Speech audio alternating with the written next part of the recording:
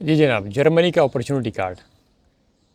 देखें, आपको मैं आसान अल्फाज में बताऊंगा कि जर्मनी का अपॉर्चुनिटी कार्ड वीज़ा क्या है, क्या नहीं है, आपको कैसे मिल सकता है, कैसे आपको नहीं मिल सकता। अब ये जो जर्मनी की अपॉर्चुनिटी कार्ड है, इसके जो बेसिक रिक्वायरमेंट्स हैं, ठीक है, आपको मैं बताता हूँ। सबसे पहले आपके पास इंग्लिश लैंग्वेज आपको आनी चाहिए, या इंग्लिश लैंग्वेज, ठीक हो गया। आप देख रहे हैं ना, आप समझ रहे हैं मैं क्या कहना चाह रहा हूँ आपसे। या English language eight C1 level, ठीक हो गया। हर एक लैंग्वेज की 4 लेवल्स होती है मेरे भाई, हर एक लैंग्वेज की A1, A2, B1, B2, C1, C2। आपको इंग्लिश C1 लेवल पर, मतलब आपको एडवांस इंग्लिश आनी चाहिए, ये पहली रिक्वायरमेंट है। या इंग्लिश या जर्मन लैंग्वेज, जर्मन आपको आती हो A1 लेवल पर। ये है लैंग्वेज की रिक्वायरमेंट्स इस जर्मनी अपॉर्चुनिटी कार्ड की। आप मेरी बात समझ गए। सेकंड, इसकी जो रिक्वायरमेंट है वो आपका फाइनेंशियल स्टेटस है, आपके पास बैंक स्टेटमेंट। अब यहाँ पर दो बातें आती हैं।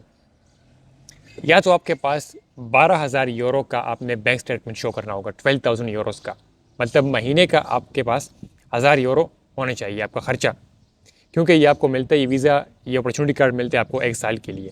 ठीक हो गया।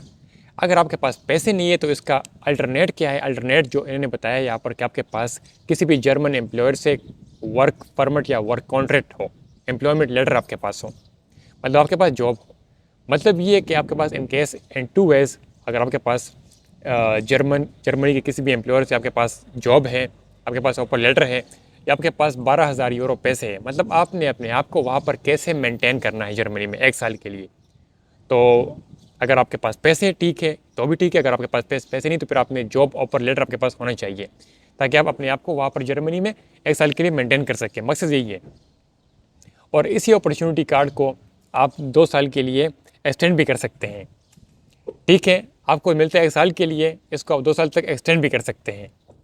अगर आपको 1 साल में जॉब ना मिले, आपको परमानेंट जॉब ना मिले, ठीक है, तो आप इसको 2 साल के लिए एक्सटेंड भी कर सकते हैं। ये भी एक अच्छी बात है। 3 साल का मतलब आपको मिल जाता है ये। ठीक हो गया।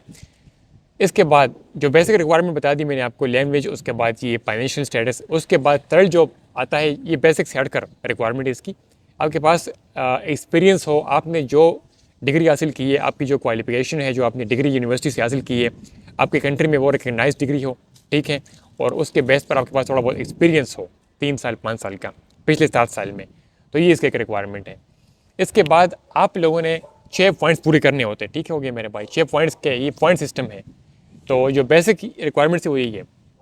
बाकी मजीद इसकी छोटी छोटी रिक्वायरमेंट आती है जिसके बेस पर आपको पॉइंट्स मिलते हैं। फॉर एग्जांपल, अगर आपकी वाइफ है, अगर आपका कोई पार्टनर है, वो भी जाना चाहती है यूरोप, जर्मनी आपके साथ, तो इसका भी आपको 1 पॉइंट मिल सकता है। इसके अलावा अगर आपकी एज 35 से कम है तो भी इसका आपको 1 पॉइंट मिल सकता है। इसके अलावा अगर आपको German language, basic requirement German language की, वो इंग्लिश की, वो जर्मन की A1 लेवल है। अगर आपको जर्मन लैंग्वेज आती है एट B1, B2 लेवल पर आती है, अच्छी आती है, तो ये भी आपको 1 पॉइंट इसका मिल सकता है। इसके अलावा एक और इसकी रिक्वायरमेंट है, अगर आपने जर्मनी में पहले रह चुके हैं आप, या कोई और आपका कनेक्शन है जर्मनी के साथ, ठीक है, कोई आपने जॉब किया जर्मनी में पहले, पिछले आपने आपकी हिस्ट्री में 10 आप पिछले 5 साल में, तो ये भी आपको 1 पॉइंट दे, 2 पॉइंट आपको दे सकता है। तो ये सिंपल सी कुछ रिक्वायरमेंट्स हैं मेरे भाई जर्मनी अपॉर्चुनिटी कार्ड के। अगर आप इसको पूरा करते हैं, अगर आप इसको फुलफ़िल करते हैं, तो आप लाजमी जर्मनी अपॉर्चुनिटी कार्ड लेकर आ सकते हैं, क्योंकि अपॉइंटमेंट्स अभी मिलना शुरू हो गई है पाकिस्तान में, सारे तकरीबन मुल्कों में। तो आप लोग ये सिंपल मैंने आपको आसान अल्फाज में बता दिया मेरे भाई, ताकि आपको कुछ मुश्किल, आपको कुछ मसला ना हो। अगर आपके पास ये चीज़ें हैं तो अप्लाई कीजिए जर्मनी अपॉर्चुनिटी कार्ड के बेस पर। आप अपॉइंटमेंट लीजिए VFS ग्लोबल के ज़रिए एम्बेसी से, और वीज़ा अप्लाई कीजिए, आ जाइए। अगर आपके पास ये चीज़ें नहीं है तो फिर अप्लाई करने का कुछ फ़ायदा नहीं है। ठीक हो गया। तो मैं इसके ऊपर एक वीडियो पहले ही बनाई थी, अभी दोबारा तकरीबन तीसरी वीडियो मेरी इसके ऊपर, और मैं हर एक वीडियो में आप लोगों को आसान से आसान अल्फाज में बताने की कोशिश करता हूँ। अब उम्मीद ही करता हूँ कि मैंने आपको बहुत अच्छे आसान अल्फाज में बता दिया है, आपको मैंने एक्सप्लेन करके दे दिया है कि किस तरह जर्मनी का अपॉर्चुनिटी कार्ड है क्या, और आप लोग कैसे ये हासिल कर सकते हैं।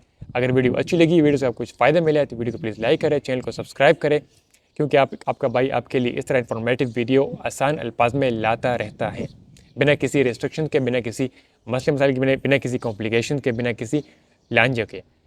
तो वीडियो को लाइक करें, चैनल को सब्सक्राइब करें, अपनी फैमिली का ख्याल रखिए। मुझे इजाज़त, अल्लाह हाफ़िज़।